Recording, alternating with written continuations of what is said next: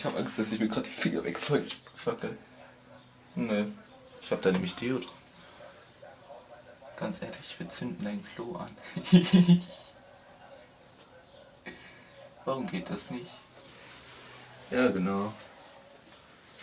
Zünden wir unser Klo an. Wie deppig sind wir, Mann.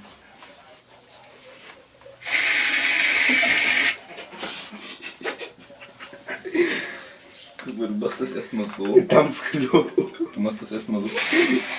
Da kommt Dunst aus der Toilette. Ich weiß gar nicht, ach, der Scheiß brennt gut. Okay, jetzt. Aber hier so ein Jensen Flamm. Wow, Alter. Ich fühle mich so dämlich. Wenn mein Klo erfrischer und mein Scheißhauslüfter. Ach komm, kann nicht schaden.